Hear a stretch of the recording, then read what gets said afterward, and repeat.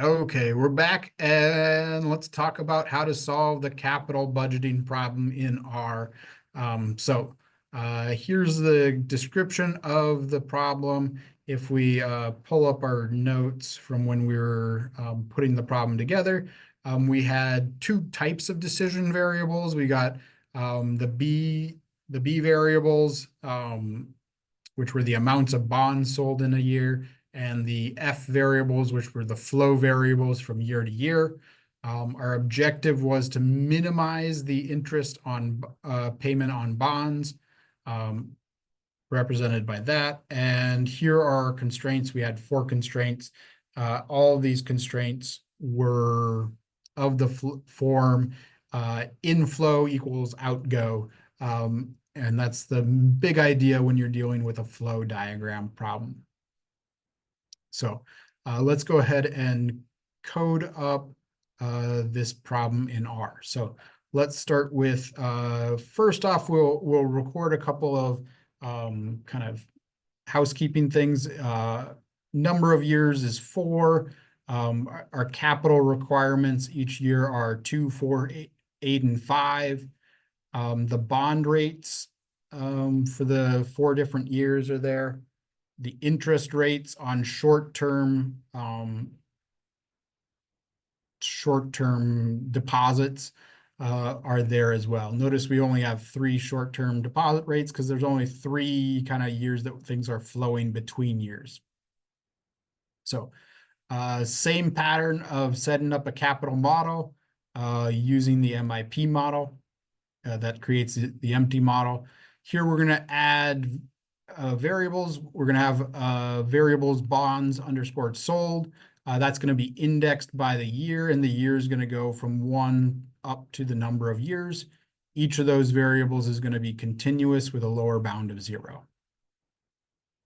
We'll set up the flow variables, and so we can kind of have variables named different things indexed over different lists of index.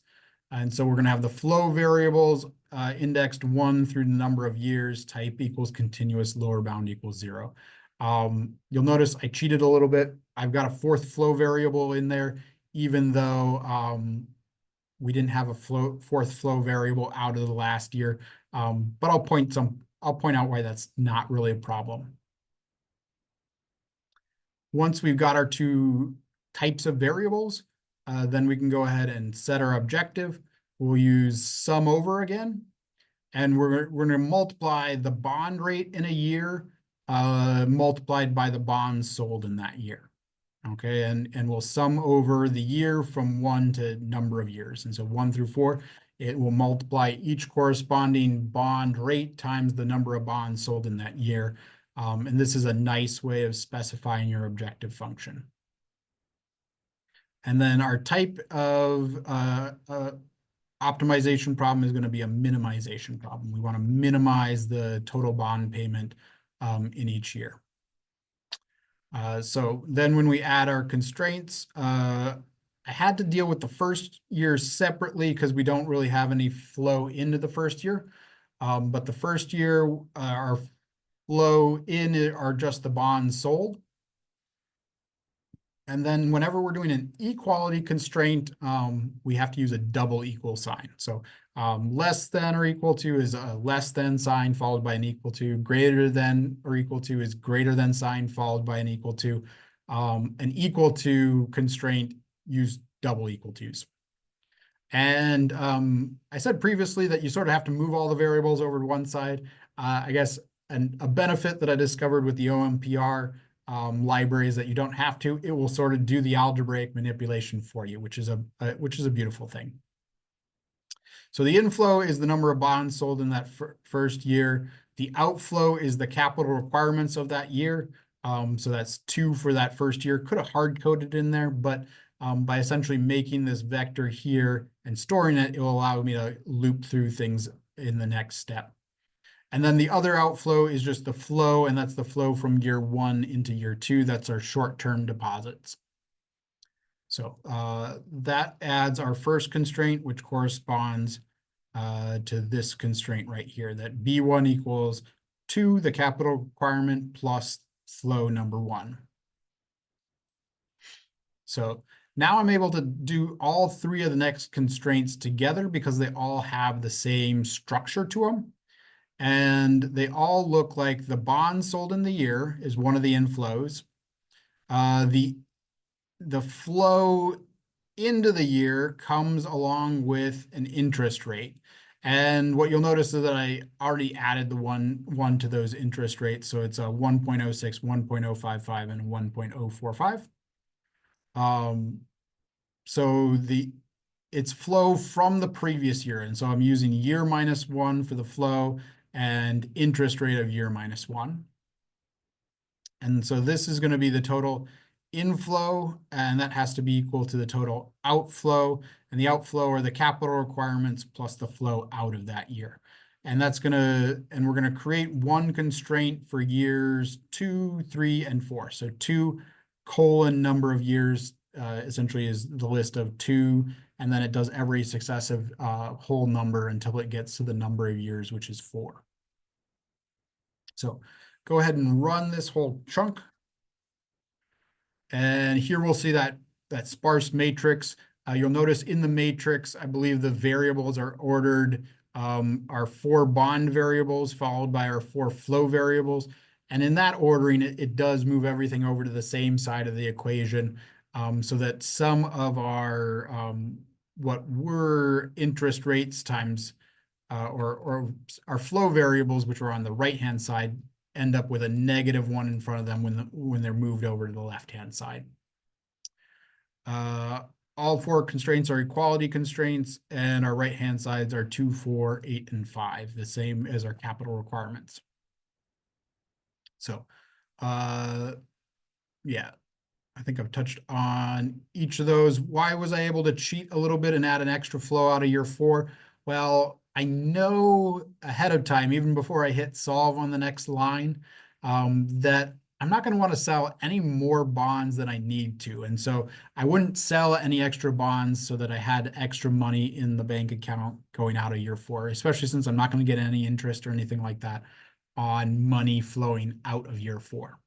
So it just allowed me to sort of deal with the first year separately and then deal with all the other years and not have to also deal with the last year separately. Oftentimes when you're dealing with a big problem, you got to deal with the first one kind of uniquely and the last one uniquely, and then everything in the middle, hopefully you're able to kind of loop through and do that. And so that's actually one of the things I like most about this library is that it allows you to essentially specify a pattern and then have it loop through that pattern to create all the similar constraints. So let's go ahead and solve this one. So running it, it looks like our objective value. The first kind of output here is 1.1 million. So that's going to be our annual payment of simple interest every year. So let's see, how much did we borrow in total for the project? 19 million, and we're paying 1 million a year. And then at the end of the 20 years, we're still going to have to pay back the 19 million. And so you better have a good funding source to be able to kind of work on accruing those bond payments as well as being able to pay off the total at the end. And then here's the solution results. And so bonds sold 1, bonds sold 2, 3, and 4 are the amount of bonds sold in each year. Flow 1, 2, 3, and 4 are the flows out of each of those years. And the way it looks like the optimal solution functioned is that we sold just enough in year 1 to cover the capital requirements of year 1. So capital requirements in year 1 were 2 million. And so in year 1, we sold 2 million. In year 2, we sold more than we needed. We sold $16.1 million in bonds. And then we didn't sell any more bonds in years 3 and 4. And we just used the carryover from the bonds sold in year 2 to pay for the capital costs in year 3 and year 4. And they gained interest along the way. And so they sold 16.1 million in year 2. They used 4 million of it in year 2 and allowed 12 million dollars to flow into year 3. It gained some interest, so that it would have been about $12.8 million flowing into year 3. No more bonds were sold in year 3, but they needed $8 million in capital, and so that brought it down to about $4.8 million. That $4.8 million plus the interest was just enough to cover the $5 million in capital requirements for year 4, and then there's no flow out of year 4, because otherwise we would have maybe sold too many bonds in a previous year. So pretty interesting, not at all obvious at the beginning when you should have sold those bonds in order to kind of make use of it, though actually probably if you're a little bit smart, you might have guessed it, because what did we end up doing? Well, here are the 4 interest rates. We ended up selling almost all of our bonds when we expected the interest rate to be the lowest. And we only sold bonds at this 7% rate, just enough to cover the costs in that year. So you probably could have predicted that, but there's often scenarios where maybe you've got a network of a whole bunch of different choices that would not at all be obvious on what the optimal way of making those choices would be. So this is a flow model, and they aren't too hard to implement in R and have them solved. So that concludes this example. If you have questions, don't hesitate to ask.